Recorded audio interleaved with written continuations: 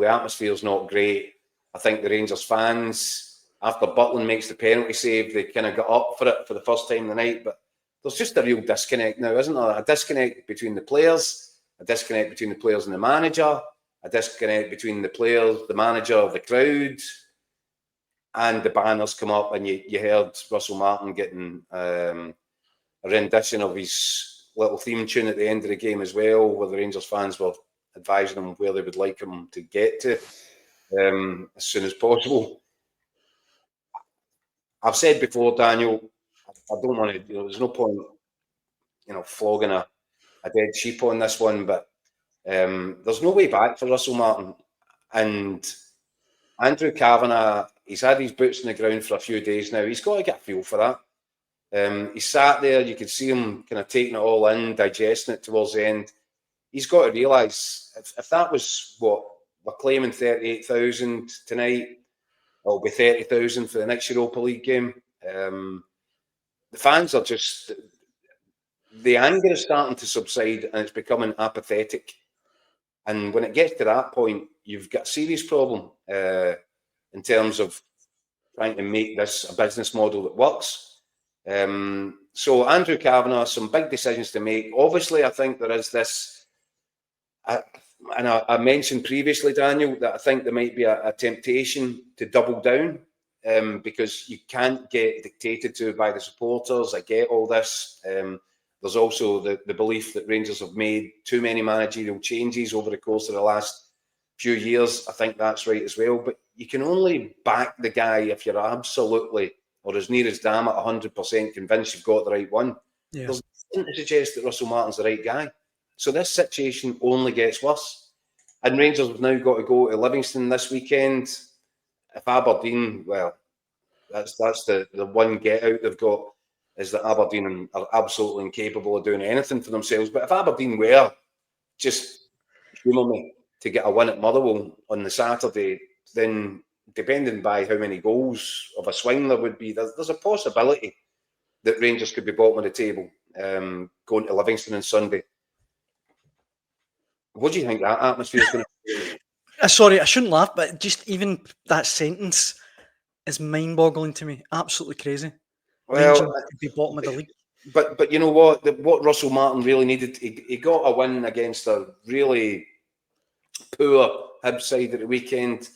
And I think, he must have been hoping maybe that could look like a turning point. Maybe that could be some sort of springboard and a galvanising moment. But it wasn't a good performance. He kind of talked it up. He sugarcoated it. It was an average Rangers performance, not much better than that. Competent, you could probably say. That tonight, for the first 25 minutes, it did look as if there was a little bit of a bounce or a spring in their steps. But they're a weak lot, Rangers just now. And the only real guys that he's got, and he's still Gassama, and by the way, that's another plot twist.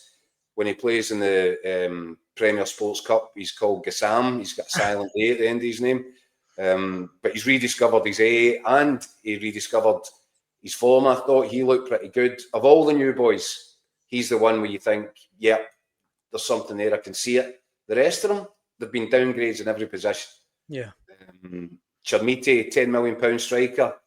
You tell me that Rangers, even though Big Cyril Dessers caused a lot of frustration with Rangers fans, is there a Rangers fan out there that will say they would rather have Chermiti leading the line than Dessers or Eagleman?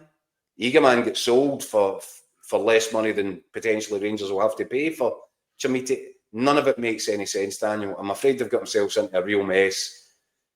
I was hoping from a Scottish football perspective for a couple of wins this midweek. Celtic at least got a draw on the road, which is not a bad return. But Rangers and Russell Martin, I'm sure he'll be in his press conference as we speak, and he'll be talking about refereeing decisions, and he'll be talking about all the things that have gone against them. But how many times do Rangers fans need to hear the same old stuff? It's not working. It's not going to work. And I'm afraid the people in at Rangers, they lack the experience. The people that are charged with making the big decisions, they lack any kind of experience of you know, what this environment is like, what this particular football club, what this city demands. And for that reason, they'll probably go on for a few more weeks, and it'll just go from bad to worse before eventually they'll be boxed into a corner and they'll need to make a big call. But, you know, I noticed Kevin Thelwell sitting in the director's box there looking pretty sheepish towards the end as well.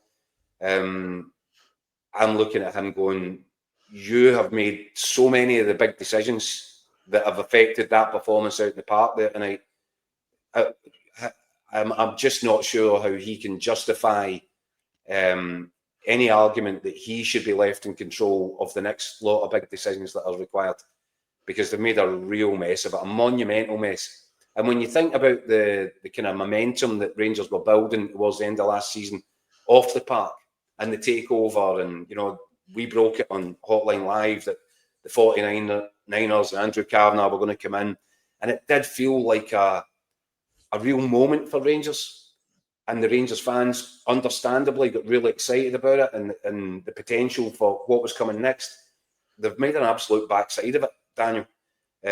I did say, and I'll go back to it, it'll probably get worse before it gets better.